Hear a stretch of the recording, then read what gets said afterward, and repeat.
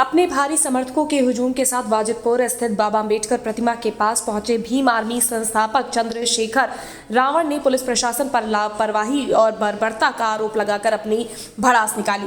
पहले पीड़ित महिलाओं और युवकों से मिलकर पूरी घटना की जानकारी ली। उसके पश्चात उप जिलाधिकारी हरिशंकर लाल और सीओ देवेंद्र कुमार से अब तक की गई कार्रवाई की जानकारी दी। वहीं उप जिलाधिकारी हरिशंकर लाल ने बताया कि वाजिदपुर मुख्य सड़क पर स्थित कोने की भूखंड एक बंजर खाता में दर्ज है।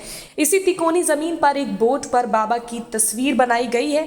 प्रतिमा पर अराजक तत्वों द्वारा कालिक गिराने के बाद सड़क जाम कर रही महिलाओं को समझा बुझाकर हटा दिया गया और दी गई तहरीर पर 2 नामजदों के विरुद्ध मुकदमा दर्ज कर उन्हें जेल भेज दिया गया था। शाम को भीम आर्मी के प्रवीण यादव, निखिल राव समेत दर्जनों के बीच हुई पंचायत के बाद मामला शांत हो गया। समझौते के अनुसार जब अगले दिन नगर पालिका के कर्मी साफ सफाई करने पहुंचे तो उग्र महिलाओं ने सड़क पर ईंट रखकर पहले जाम लगाया। जब उन्हें समझौता की बात बताई गई तो वो गाली गलौज मारपीट पर उतारू हो गई और माहौल बिगड़ गया। इसी दौरान दर्जनों युवकों ने हाथ में लाठी डंडे और ईंट पत्थर लेकर तहसीलदार को दौड़ा लिया। तहसीलदार, पुलिस, आम राहगीर का जहां वाहन तोड़ा गया, वहीं आधा दर्जन महिला और पुलिस सिपाहियों पर ईंट पत्थर मारकर घायल कर दिया गया। भीड़ को तितर बितर करने के लिए पुलिस ने सड़क पर लाठी चलाई और कोई घायल नहीं हुआ। पुलिस वर्तमान समय में कोई कार्रवाई नहीं कर रही है। मामला पूरी तरह शांत है। वहीं सीओ भीड़ रोकने के लिए माइक पर धारा 144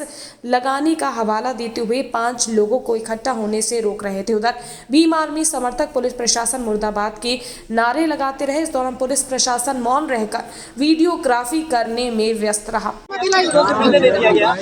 सर विगत दिनों बाबा साहब भीमराव अंबेडकर की प्रतिमा पे कालिक पोता गया।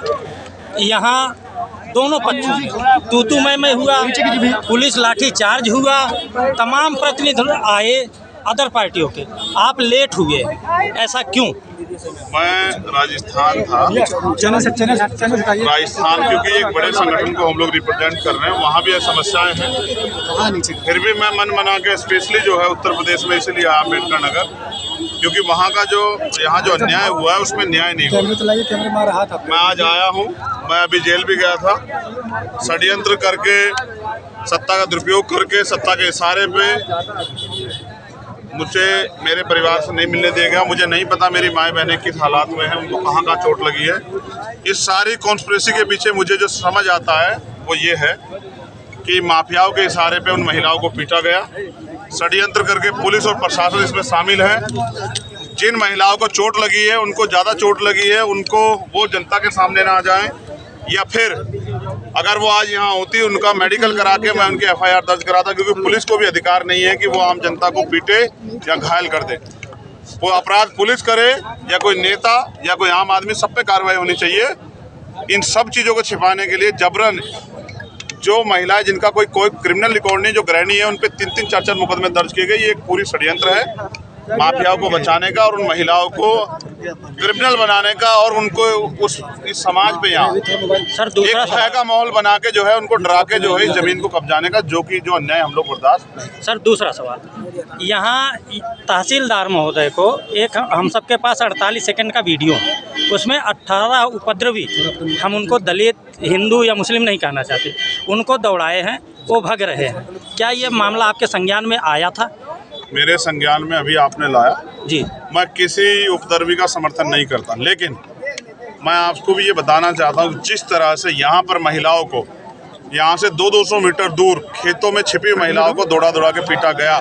सर पत्रकारों ने ये आवाज उठाई है। मैं क्या कह रहा हूँ, जिस तरह से उनका चीरहरण किया गया, जिस तरह से उनके शरीर को गलत तरीके से छुआ गया, जिस तरह से उनकी जांघ पे उनके हाथों को लाठियों से कुचला गया, जिस तरह से उनके शरीर की धज्जा उड़ाई गई, ये सारा जो है, ये सारा दम दलित समाज की महिलाओं पे या पिछड़े वर्ग की महिलाओं पे, आदिवासी महिलाओं पे ही पुलिस का क्यों चलता है? मैंने पिछले 1 साल में किसी और अन्य समाज की महिला, ताकतवर समाज की महिला के साथ ये अन्याय होते नहीं देखा। मैं किसी भी समाज की महिला के साथ अन्याय नहीं चाहता, लेकिन अगर तहसीलदार साहब अम्बेडकर नगर से अतेंद्र त्रिपाठी, ब्यूरो चीफ की रिपोर्ट।